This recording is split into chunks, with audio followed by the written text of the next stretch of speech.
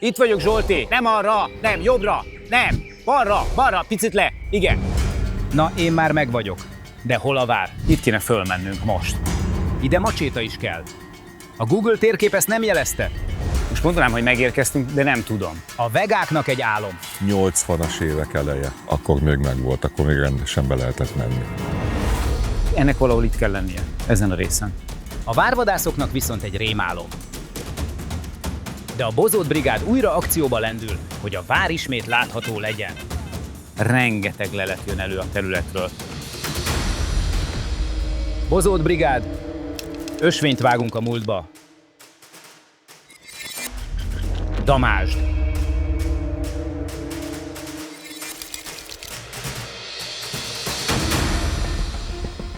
Valahol itt kell lennie egy táblának. Láttam egy fotót, amin látszik, hogy egy nagy ilyen vas keret, meg vas lábakon álló, ilyen zártszelvény lábakon álló, hatalmas tábla, Ipoly-Damásd vára, abba az irányba. Megmutatjuk a Ferinek a képet, és akkor az alapján lehet, hogy be tudjuk tájolni. Feri a polgármester. Sziasztok! Nagyon-nagyon tiszteljük, ezért nem nevezem Feri 2-nek, mert nekünk ugye már van egy Ferink, ő lenne Feri 1, de természetesen polgármester urat nem tesszük a második helyre. Viszont rögtön lenne is egy kérdésem, hogy a fotókról úgy emlékszem, hogy ott a parkolónak a másik végében volt egy meglehetősen nagy Ipoly-Damásdi vár felirat vagy tábla. Azzal mi lehet? Van. Itt volt kirakva. Tudja, hogy itt volt. Vagy itt van benőve, vagy itt volt benőve. Hát, vagy lelopták. Vas szerkezetet is ellopták. De kilop el egy Ipoly-Damásd vára feliratú táblát. És miért? Mikor nem nőtt ki így a növényzet, tudja, hogy itt volt. Hát, emlékszem rá. Tudja, hogy itt volt. Persze, én is úgy emlékeztem rá. És már itt is vagyunk, az Ipoly-Damásdi vár alatt. Ott van a vár, vagy ott van a vár, vagy ott van a vár, vagy nem tudjuk, hol van a vár, de mindjárt megkeres. Viszont már felkészültünk egy picit így arra, ami fog minket itt fogadni, mert hogy 1 vagy 2 hónappal ezelőtt voltam, és már akkor is nagyon durva volt. Én azt mondom, hogy menjünk a kerítés mellett közvetlen, mert ott lehet, hogy jobban följutunk, meg itt nem tudom, hogy éppen mi fogad. Szerintem, akinek eddig kérdései voltak azzal kapcsolatban, hogy miért lett az a szlogenünk, hogy ösvényt vágunk a múltba, azt szerintem most az egyértelműen látja, hogy mi a helyzet. Valakinek levágtam a karját. Melyik kezeddel írsz alá? Én még az orrommal is tudok. Jó, hát tényleg csak a szokásos. Mindig van valaki, aki úgy gondolja, hogy a gumiköpenyeknek itt van a helyük, és mindig azon gondolkodom, hogy hol van a másik 3. Ha ez nem ösvényvágás a múltba, akkor semmi. Vigyázzatok, mert ilyen vadrózsák is vannak. Megvan a vadrózsa. Most mondanám, hogy megérkeztünk, de nem tudom. Igen, úgy tűnik, hogy megérkeztünk, mert itt van egy néhai szebb napokat megélt szemetes.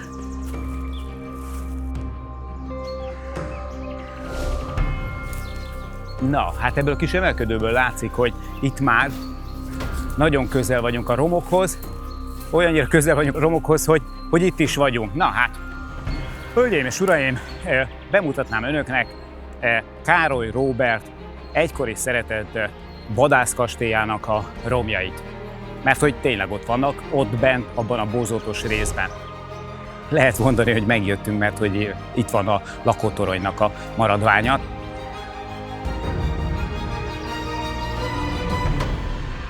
Lehet egyébként mondani nyugodtan, hogy Ipoly-Damásdon található az Anjouk kedvelt vadászkastélya.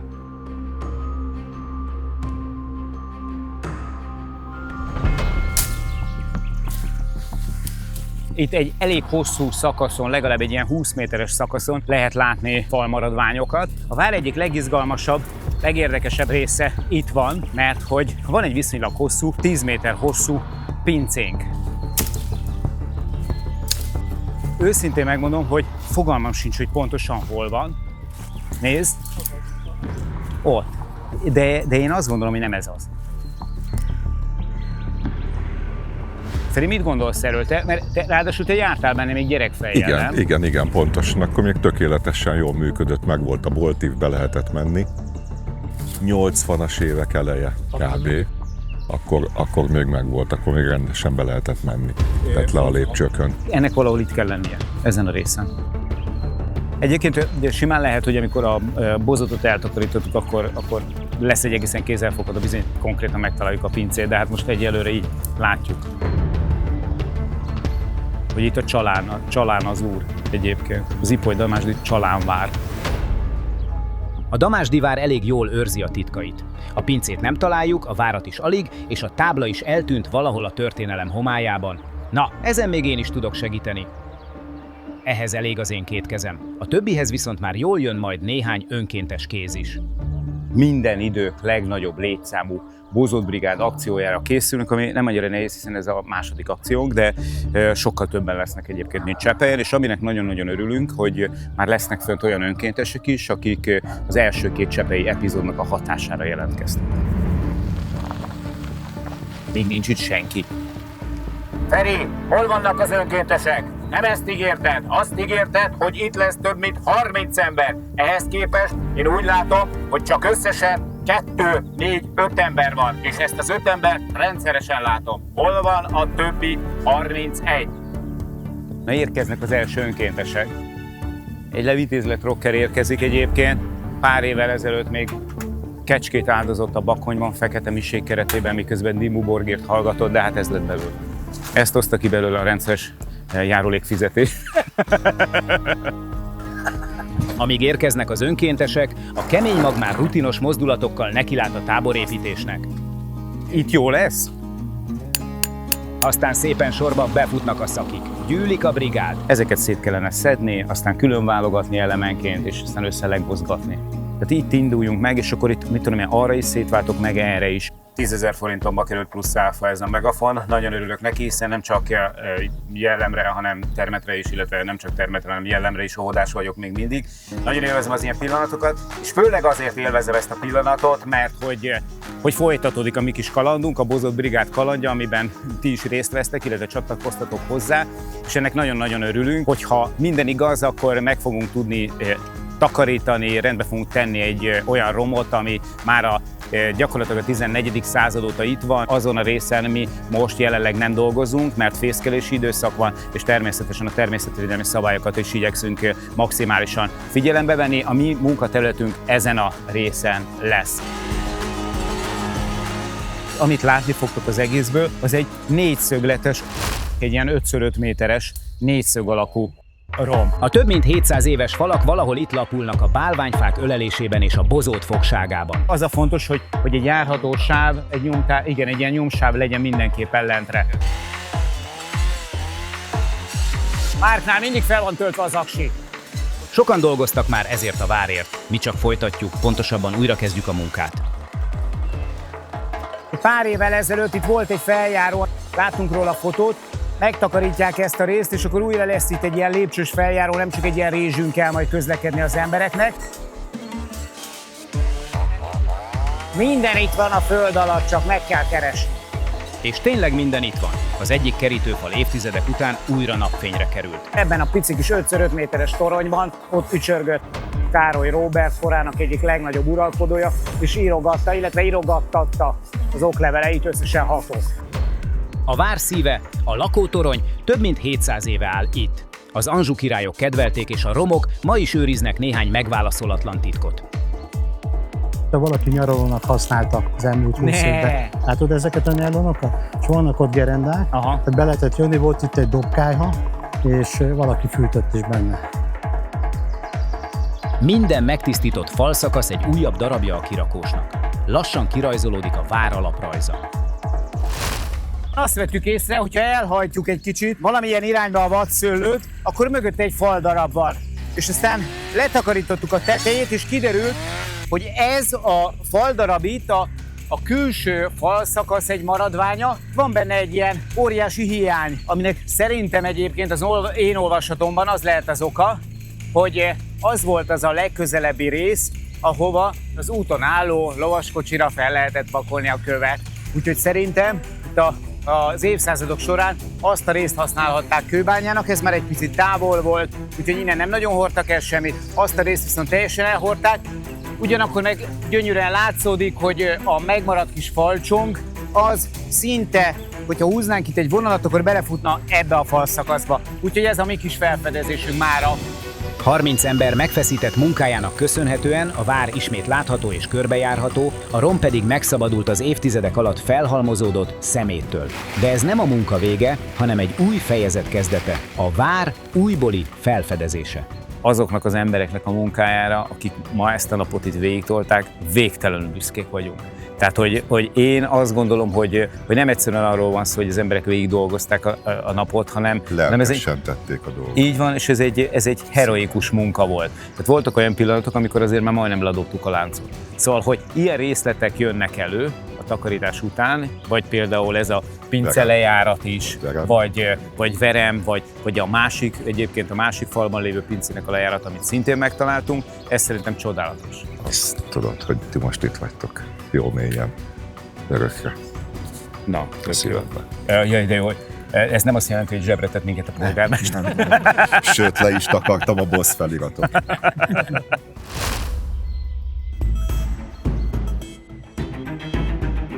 A bozót eltávolításával azonban még korán sem ér véget a munka. Megérkeztek a Közösségi Régészeti Egyesület önkéntesei is, akik fémkeresőikkel átvizsgálják a vár környékét. A modern régészeti kutatásban az önkéntesek munkája ma már nélkülözhetetlen. Hogyha én egy lelőhelyet akarok jól föltárni, én nem alapvetően ásatási munkásokat hívok, hanem az önkénteseinket, akik az elmúlt 10-15 évben megtanulták a finom bontó munkának az összes kis részletét és mozzanatát, sokkal precízebb, mint nagyon sok régész kolléga. Tulajdonképpen ebbe fektetik bele az energiájukat, hogy megmentik a kulturális örökségnek az elemeit. Köszi, hogy jöttetek ilyen szép számba. Ez egy különleges helyszín abból a szempontból, hogy általában nem megközelíthető, mert van olyan állapot, amikor normálisan nyáron ez hozzáférhetetlen turistáknak, meg régészek számára egyaránt. Alapvetően amatőr kutatásokkal és rablóásatásokkal indult a kutatás története a 60-as években. 80-as években Miklós Zsuzsa volt az, aki nyomon kísért a várnak a történetét. Ez egy szondázó feltárás volt, ami azt jelenti, hogy nem törekedett arra, hogy mindent föltárjon, hanem kutatóárkokat nyitott, itt a torony és a külső falöv közelében, és ezáltal egyrészt sikerült tisztázni a rétegsorokat, nagyjából a várnak a keltezését, elég jó támpontokat lehetett adni.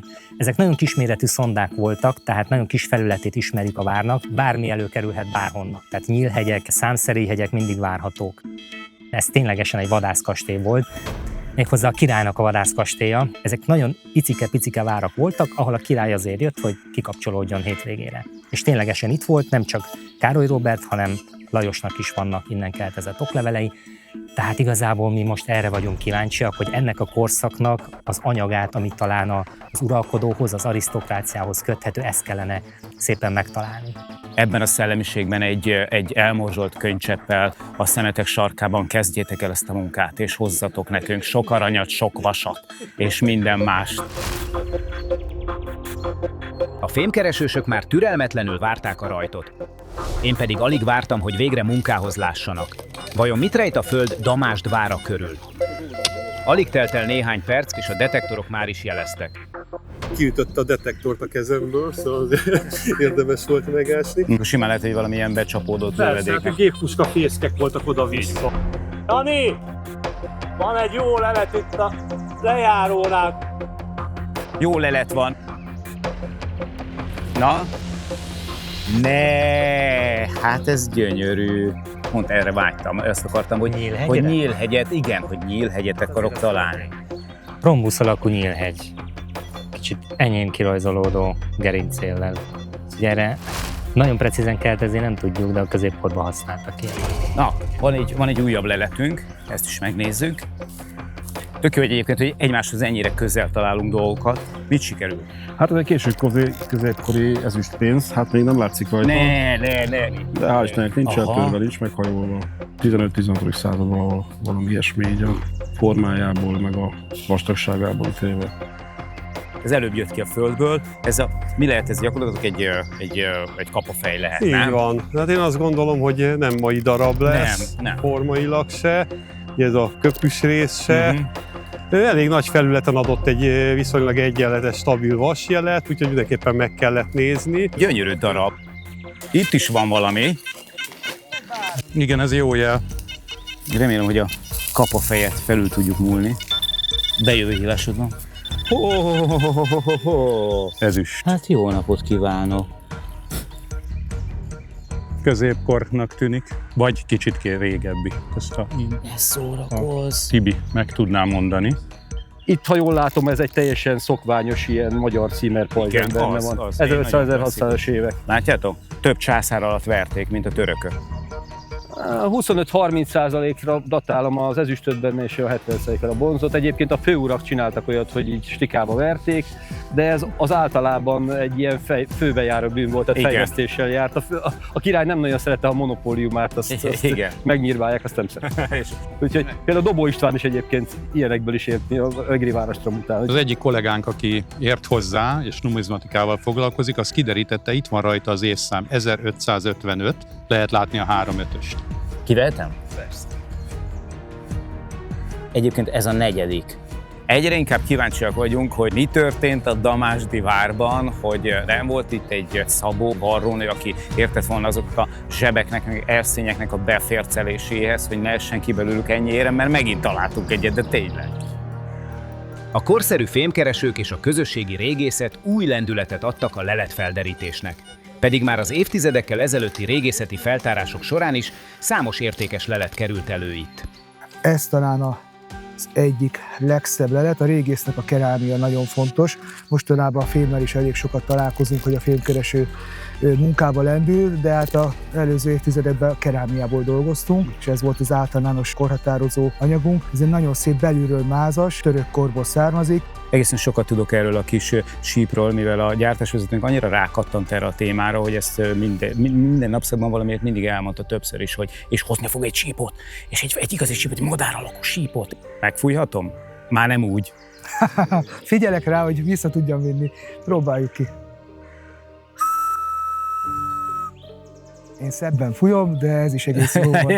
Jó, gyakorlatilag. Hát én gondolom, amikor nincsen benne senki a múzeumban, az odamész a vitrinhez, előveszed, aztán fújogatod, amikor csak akarod. Én erre nem bíznám rá az őrség, illetve a vár sorsát. Valószínűleg, hogy a fazekas szórakoztatni akart valakit, egy gyereket le akart foglalni, vagy ajándékot akart neki készíteni. De ez tök jó egyébként, hogy több száz évvel ezelőtt egy fazekas elkészített valamilyen tárgyat azért, hogy szórakoztasson gyerekeket, és most ez a hang szórakoztatja a Bozolt brigádnak a nézőit egy pár száz évvel később. Teljesen jó. Tovább él a dolog, és működik is. Leletek azok mindig az emberekről szólnak, és kontextusról beszélnek, és történeteket mesélnek el. És ugye nagyon kevés az info, vagy nagyon kis morzsákból kell nekünk ezt kibogarászni, és nagyon sok a feltételezést. Gyűrűcske? Jó, azért ne tetszen annyira. Vissza kell vinnem, még nincsen katalogizálva. Minden egyes lelet egy emberi történet.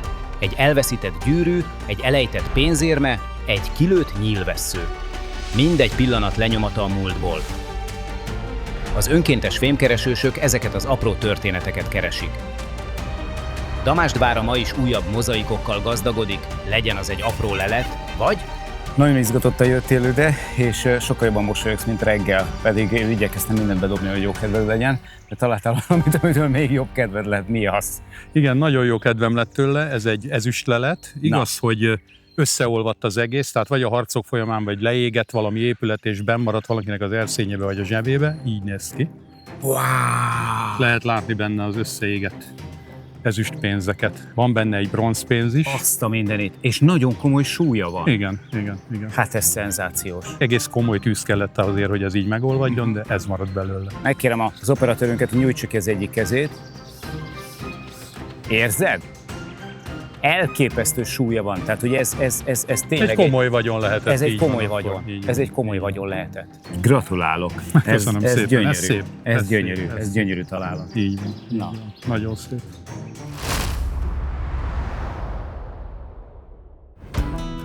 Megkeressük, kiszabadítjuk, feltárjuk, hogy utána te is felfedezhest. A Bozolt brigád örökségmentő kalandjait az Aktív Magyarország támogatja.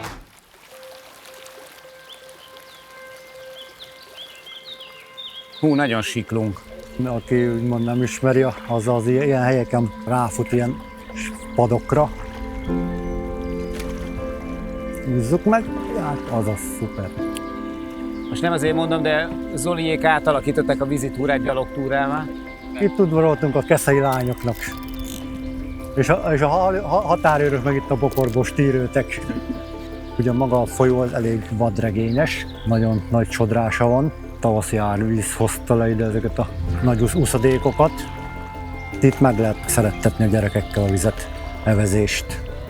Még simán meg lehet azt is csinálni, hogy az ember tényleg egy délután leugrik. Itt vagyunk másfél órára Persze, a itt vagyunk fővárostól, másfél ugye? órája, így van. Simán. Munkaidőben. Így van. Ki lehet jönni. Igen. Azért ki lehet bírni így. Egész napos túrákat is lehet tervezni, tehát például Váctól egészen nagyon jó bringa útvonal vezet ki. Ipolytölgyesen tudunk kérni segítséget, lehet kenukat bérelni, és akkor egészen le lehet menni Szobig. Ez egy ilyen 18 kilométeres túra, körülbelül 6 óra. Nagyon szép ez a hely. Annyira nyugis, ha csak azért jössz ide ki, hogy egy kicsit kiüljél a folyópartra, és bambújjál, nézzél ki a fejedből, és így szív magadba az élményt, a látványt, azért is bőven megéri. Tényleg. Tényleg akár családosan, gyerekekkel, kezdőként, vagy kicsit idősebbekkel is neki lehet vágni. Ez a hely egy csoda, és a helyieknek is fel kell fedezni, mindenki másnak, aki erre jár, jöjjön le ide az Ipoly partjára, és tényleg döbbenjen rá, hogy milyen helyen élünk.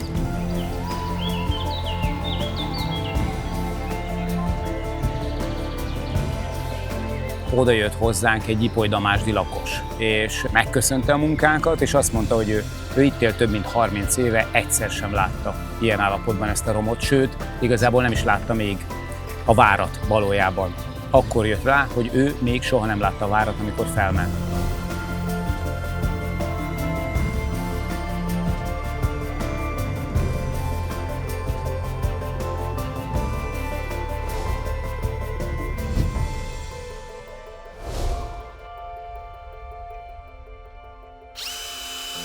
Na, ez volt az utolsó momentuma a Bozott Brigád Ipoly-damásdi küldetésének. Kiküldtük is tábla, amivel napok óta pepecselek a feleségem legnagyobb örömére. Mármint nem annak körül, hogy pepecseltem vele, hanem hogy végre befejeztem. És ennek az adásnak is ezzel ünnepélyesen vége.